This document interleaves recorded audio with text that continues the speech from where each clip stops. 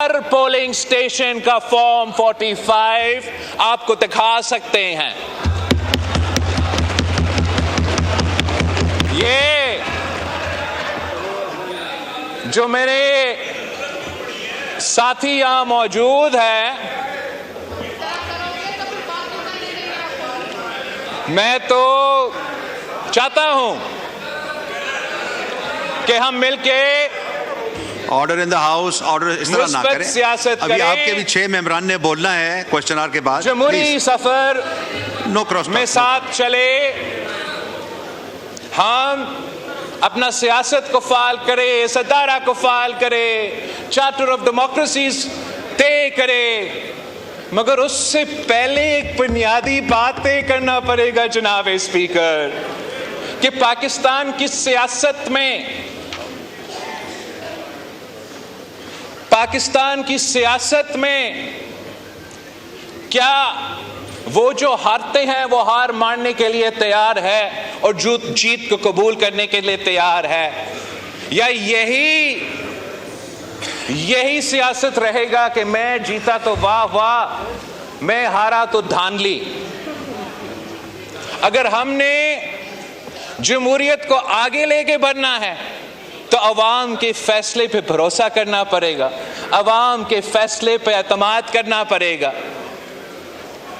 मैं इस इलेक्शन में जो सियासी जमातों ने मिलकर ये इलेक्शन हमारे साथ चले, हमारे सियासी इत्तेहादी, हुकूमती इत्तेहादी और वो आज़ाद उम्मीदवार के भी शुक्रगुजार हूं जिन्होंने सब एक होके ये साबित कर दिया कि पाकिस्तान के अवाम इस वक्त साजिशी सियासत के साथ खड़े नहीं हैं।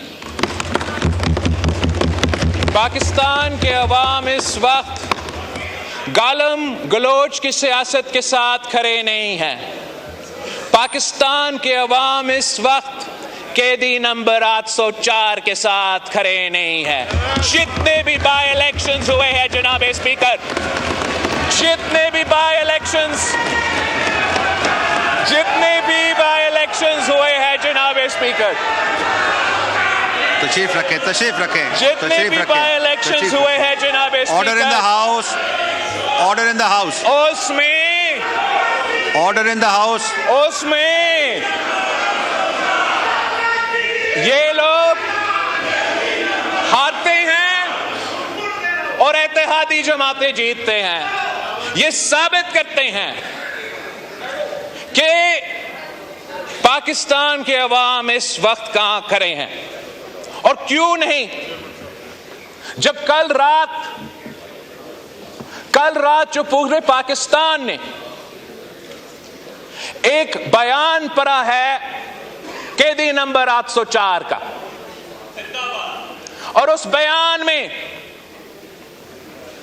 इस शख्स ने अपनी सियासत को चंपाने के लिए, अपने जाती मसले में, अपने अदालत के केसेस में रिलीफ लेने के लिए हर आईनी इदारा पे हमला किया है जनाब स्पीकर।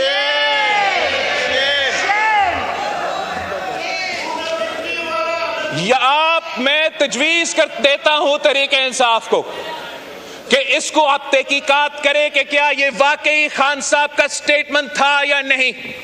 इसलिए कल तक हम तो एक बहुत मुस्बित डायरेक्शन में चल रहे थे जनाब स्पीकर। हमने एक ऐसा फोरम बनाया था जिससे मेरा उम्मीद था और है कि हम जमहूरियत और इन इदारों के फायदे में लेजिस्लेशन करेंगे। लेकिन कल रात एक स्पीकर जो कि एक बार फिर जमहूरियत पे एक हमला है, ये एक इतना ऐसे प्रोवोकेटिव स्टेप है कि एक तरफ मौजूदा चीफ जस्टिस के खिलाफ कंटेम्प्ट ऑफ कोर्ट किया गया है, दूसरी तरफ आर्मी चीफ ऑफ स्टाफ पे सियासी इल्जामात लगाए गए उस ओहदा को मुतनाज़ा बनाने के लिए। तो जनाब स्पीकर, अगर खान साहब ने ये स्टेटमेंट दिया है तो फिर इस स्टेटमेंट का कॉन्सिक्वेंसेस है हमारे आईन, हमारे कानून के मुताबिक, और उन कॉन्सिक्वेंसेस को उसको भुगतना पड़ेगा। और फिर इनके जमात का जो रोना धोना होगा तब वो हमसे एतराज ना करे। खान साहब ने अगर ये स्टेटमेंट दिया है तो जो मसले साहब की जमात के लिए बनेंगे और खुदाना खास्ता हमारा जमहूरी निजाम के लिए बनेंगे, वो तो उनका जिम्मेदारी है। अगर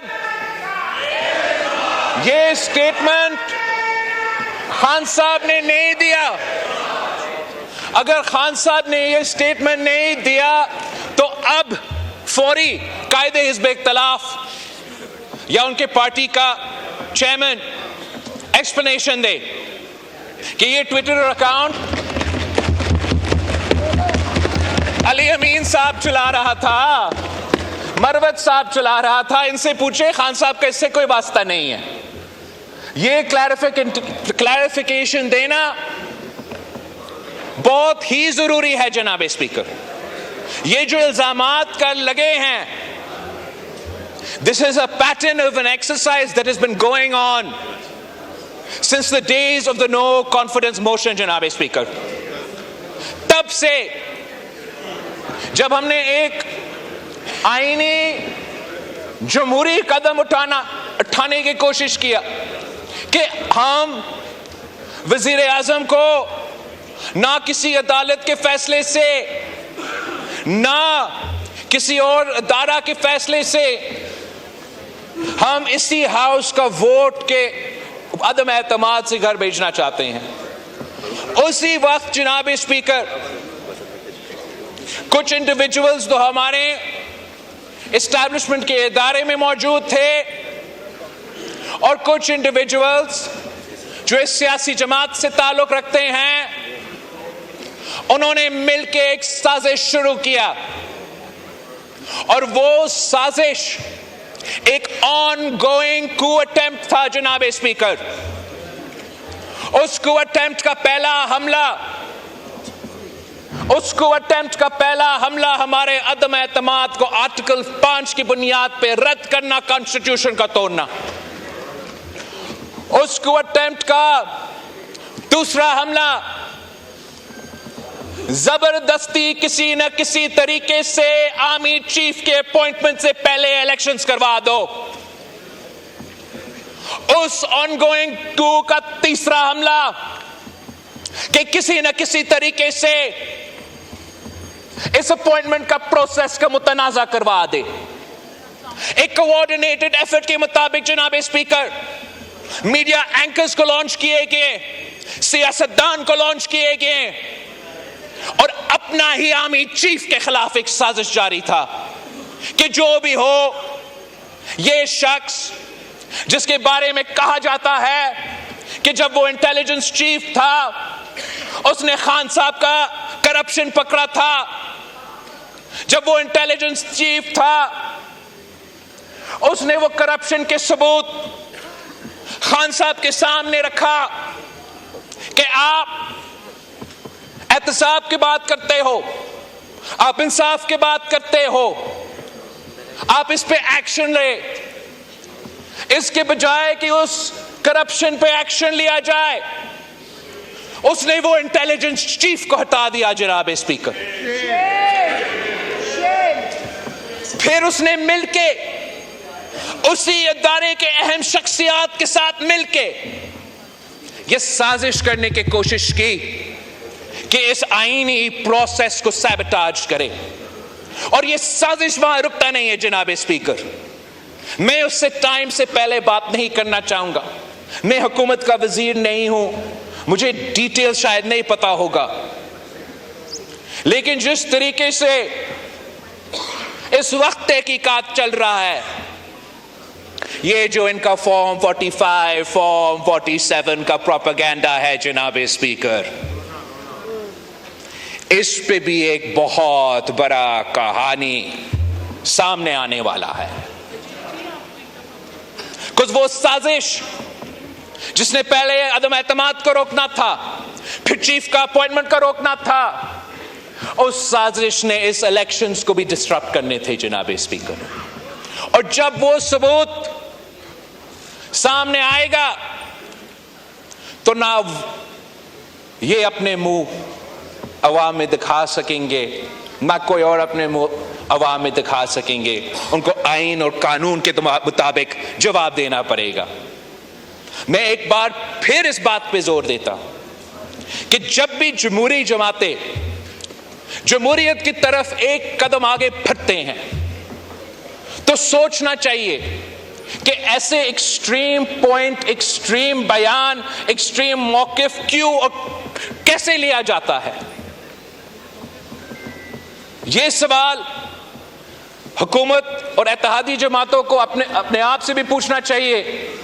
मगर मैं पीटीआई से दरख्वास्त करता हूं कि आप इस बात पे आपका अपना पार्टी में ये तहकीकात करें, आप पता करें कि जब भी हम कोई पॉलिटिकल स्टेबिलिटी की तरफ जा रहे होते हैं, ये कौन साहब है जो आपके रैंक्स में है, जो खान साहब से ऐसे कोई बयान दिलवा देते हैं या ऐसे कोई कदम उठाते हैं जिसकी वजह से आपके मिसाइल में इजाफा होते हैं और पाकिस्तान के मिसाइल में इजाफा